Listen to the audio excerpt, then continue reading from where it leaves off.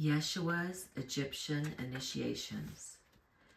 The weeks in which Yeshua abided with us after his return from the Himalayas were profound and enlightening to all who were in communion with him.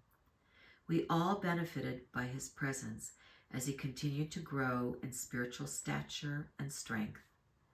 We encouraged and delighted in Yeshua's frequent visits to Carmel, one of his preferred destinations, as he traveled and acquainted himself with the diverse populace and countryside you call the Holy Land.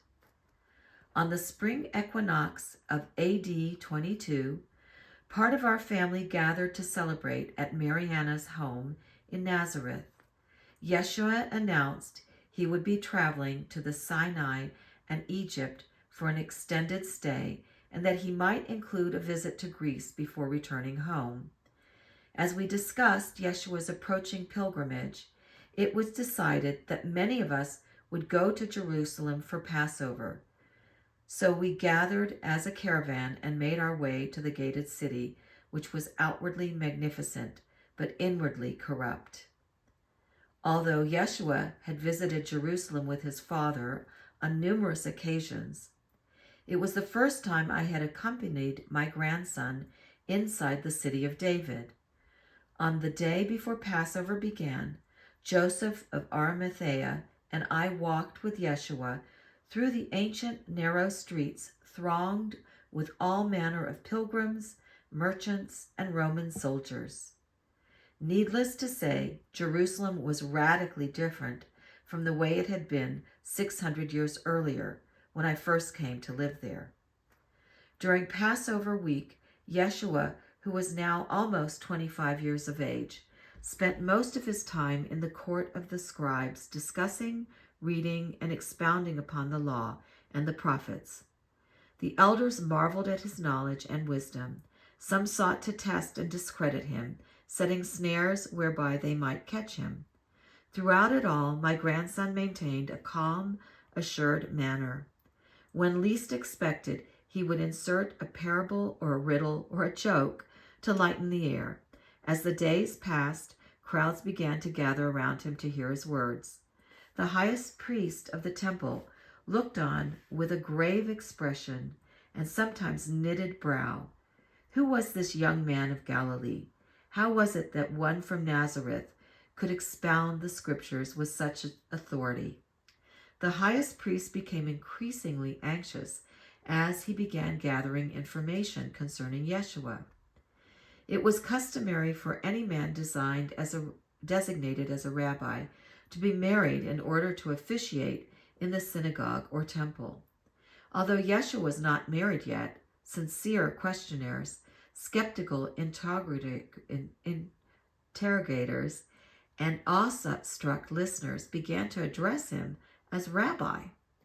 For the most part, everyone marveled at the breadth and scope of my grandson's teachings, which opened the well-worn scriptures to expanded heights and practical application. Thus the people began to wonder about this one who had come in their midst. Could he be the teacher of righteousness prophesied? Some continued in their self-righteous skepticism, while others turned to Yeshua with a flickering hope for liberation, awaiting a charismatic leader's light to kindle their heart into a bonfire. Yeshua was aware that the time had come to begin gathering his team of active supporters and to do whatever was required to prepare for what was coming. Except for the prophetical writings and the small glimpses that Yeshua and the close family had received through the years, little was known about what laid ahead. Yet there was a knowing that being well prepared for any eventuality would see us through our challenges. Those of us who had been initiated in Egypt lent our understanding to Yeshua, which supported his inner guidance that being in the temples of the Nile was his next step. We remained in Jerusalem for 3 weeks. Joseph of Arimathea hosted many of us in his 3 Jerusalem residences. During this time, Yeshua met with a number of his cousins and friends to discuss his traveling plans and to invite them to accompany him on his pilgrimage to Mount Sinai and Egypt. Of these, John ben Zacharias, Lazarus, Judas Iscariot, and several others from the Quorum community planned to go as far as Mount Sinai, where they would stay until guided to return to Quorum. Miriam and Nathanael had much earlier declared their intentions to accompany him. Their son Benjamin, who was in his 5th year and who was born with a crippled palsy, would remain with me in Mount Carmel. Mary Magdalene had also expressed earlier that she was guided to accompany him. However, they would not accompany him to the temples because she and Miriam had already taken their initiations that would assist them to support Yeshua. They, together with Miriam's husband Nathanael, would stay in Heliopolis with their aunt Mariamne. James ben Joseph and John ben Zebedee both expressed their desire to undertake advanced initiations in certain of the Egyptian temples. And almost at the last moment, James ben Zebedee and his friend Andrew ben Jonah also chose to join the pilgrimage. Let me remind you again that such journeys as Yeshua's pilgrimages to Britain, India, and Egypt could not have happened were it not for his uncle Joseph of Arimathea's business acumen and generosity. Because we, as Essenes, were accustomed to communal living in which harmonious collaboration and the sharing of our abundance was practiced daily, it was possible for Yeshua's support team to come together easily and to prepare harmoniously for the expedition to Egypt. It was arranged that the companions would depart with Yeshua on the next full moon. Word was sent ahead to my daughter Mariamne that Yeshua and a number of relatives would be traveling to her home in Heliopolis by way of Mount Sinai. Joseph of Arimathea hired several clever and trusted guides to oversee the journey, and outfitters provided enough camels, horses, ox, and donkeys, plus conveyances for everybody's comfort. Along the route to Mount Sinai, Yeshua's company rested at a number of small isolated camps and communities. At the various stopping places along the southerly inland trade route, there were followers of the way of the teacher of righteousness who were overjoyed to give their hospitality. When they reached the foot of Mount Sinai, some of the elders recognized Yeshua and remembered him as an 8-year-old youth taking initiations there. Everyone was welcomed into the peaceful Sinai sanctuary that had served humanity for eons. A remnant of the brother-sisterhood of light continues to this day to endure the isolation and hardships of this place in order to serve humanity with its powerful planetary vortex. There were several of Yeshua's companions who took initiations at Mount Sinai, and all were invited to read the scrolls and tablets of the monastery's rather extensive library. Numerous scrolls from the Carmel and Qumran libraries had been sent as gifts, while the others were used in exchange at the Sinai, Heliopolis, Alexandria libraries. Except for John ben Zacharias and the brothers from Qumran who stayed at Mount Sinai, the pilgrims then trekked northward along the Red Sea.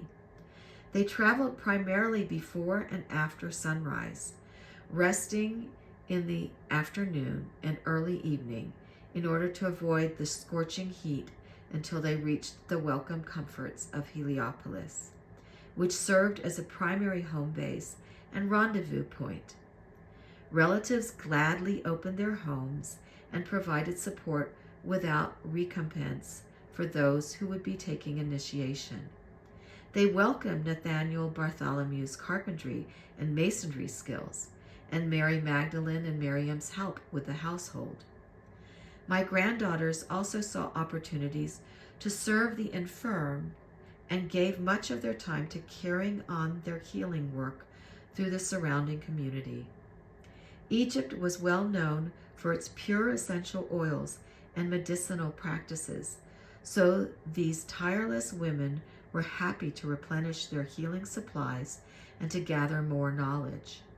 Mary and Miriam also met with some of the priests and priestesses who had initiated them earlier. On certain feast days of Isis and Hathor, they participated in the ancient rituals dedicated to the Great Mother. When possible, Nathanael also joined them. Yeshua and the other 4 male initiates, his brother James and John ben Zebedee, and Andrew, met with key priests who would pass on the necessary empowerments and who could mentor them along the way. Because Nathanael's choice was to support Yeshua in a different way, he only occasionally participated in these meetings. Although Mary Magdalene and Miriam would not be accompanying Yeshua, he often included them because he valued their wisdom and mastery. It was determined that all the initiations would be taken in the traditional manner that begins in Nubia, far to the south. Now let me explain the process. By saying that the ancient Egyptians saw the Nile as a metaphor for the human body, particularly the spinal cord and its more subtle neural pathways.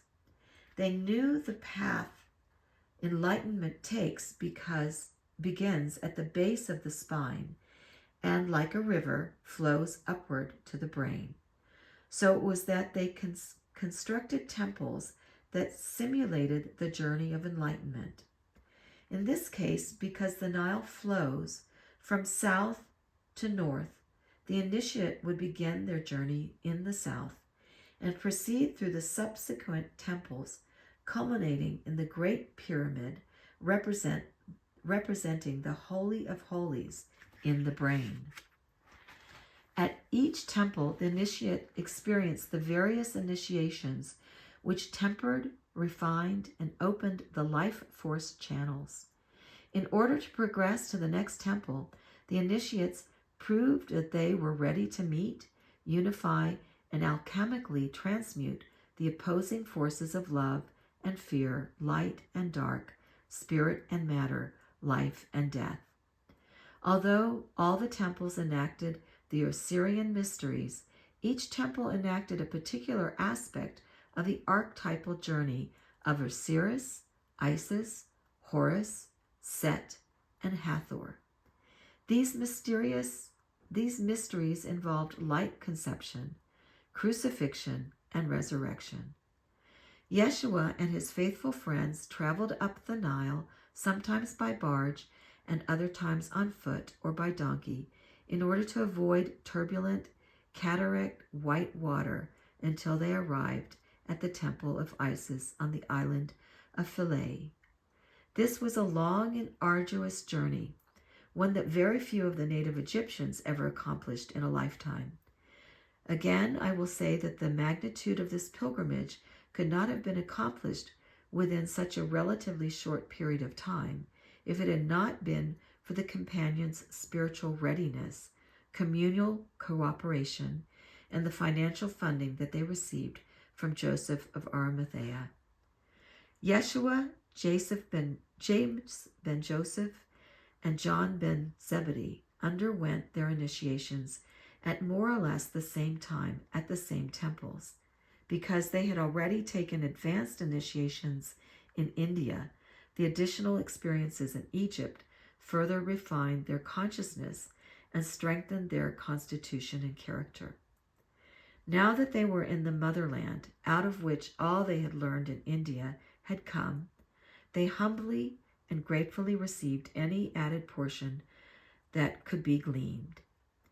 Their consciousness was open to the subtle energies of the mythic archetypal realms, and they were tested according to the practices of the priesthoods in those days. Although much of the original power of the ancient mysteries had been lost, the purity of their Syrian, Pythagorean, and Sibylline orders was maintained by a secret remnant of high initiates and adepts who still functioned as officiators when required. Great beings of the brother-sisterhood of light facilitated the rites of initiatory passage on the inner planes. I will now share some highlights that occurred in several of the temples that Yeshua later described to me. One of the first temples encountered was Kom Ombo, the initiation chamber of the crocodile god, Sobek. Having successfully passed the qualifying test to enter the path of initiate at the temples of Isis and Osiris, the novices were then required to test their intuition and face their greatest fears with regard to physical survival. They swam underwater through a labyrinth passage that passed through a pool of hungry crocodiles. Through the process of mastering the lower centers of their animal nature, which clings to security, lust, and competitive power, the heart and intuitive centers were cleared and opened. In this way, the initiate was prepared to receive the higher alchemical energies that activated greater spiritual powers. The goal of all this work in the temple was to attain enlightenment, as the archetypal high god Horus demonstrated when he attained the highest spiritual body called the Sahu. The halo depicted around a saint's head, or the hooded cobra of an Egyptian deity's forehead, symbolizes the attainment of the Sahu and the precursory light anointing called the Uraeus. Activating the Sahu and Uraeus also signifies that the initiate has been anointed within the brain centers by a very high vibration that permanently changes neurophysiology and consciousness, thereby allowing the experience of conscious immortality. These souls who have attained the mastery are called a Christ, Buddha, or ascended master, whose destiny it is to function openly or secretly as a planetary server. Yeshua knew that the same path Horus followed was also his own. In fact, the similarities between Isis and Osiris and his own mother and father, as well as Horus and himself, were strikingly clear. Because of his experience in India, he knew that he was well on his way to achieving his highest immortal light body. Now you can see that the initiations that prepared Yeshua, or any initiate, past or present, have very little to do, if anything, with religion. They have everything to do with changing one's fear-based perceptions and behaviors. An initiate who has once perceived a limited, self-centered identity awakens to having compassion towards all life as an expression of the divine self. The path of enlightenment requires an ethical and expanded relationship with self, others, polarities, time, and space. So it was that, having successfully completed the arduous initiation at Kom Ombu, Yeshua and his companions proceeded down the Nile to other temples, including Edfu, Luxor, Karnak, Abydos, and Dendera. At Dendera, they lingered for 6 months in the temple dedicated to Hathor, the goddess of healing love. Here, the primary focus was the opening of the heart center through the balancing of feminine intuition and masculine intellect. This union of polarities was achieved by cultivating and disciplining sexual energy balanced through love and mindfulness. At the Hathor temple of Dendera in Yeshua's day, the young initiates were invited to bring their sexual energy forward in order to master this powerful procreative life force. This was done only after passing increasingly difficult preliminary tests. When the initiates' hearts were sufficiently clear and open, meaning much of the subconscious shadow material had been brought up into conscious awareness and healed, they could then engage in ecstatic rituals with the Hathors through interdimensional contact. Sometimes initiates remained in the temple of Hathor at Dendera for months or years until these tests were successfully passed and various astrological conditions were ideal for certain individuals and group initiations.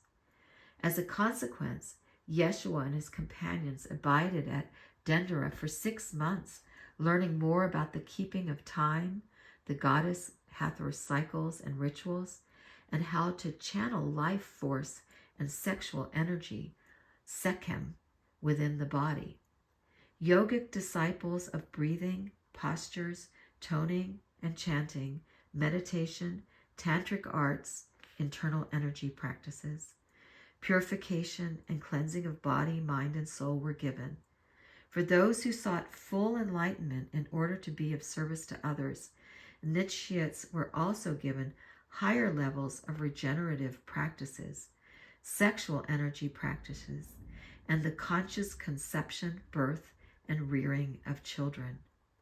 You may have never heard of these unconditionally loving ascended beings, but they are very active today, assisting humanity and Mother Earth through the ascension process. Their expertise with sound healing and the alchemy of transmutation through love is available to anyone who chooses to call on them for assistance. On the occasion of Yeshua's last initiation at Dendera, I bilocated my consciousness in order to be one of the Hathor's high priestesses who witnessed the most beautiful empowerment. When you are ready, like my grandsons and granddaughters, you may also realize internal empowerments, such as those the Hathor facilitates, according to your asking and belief.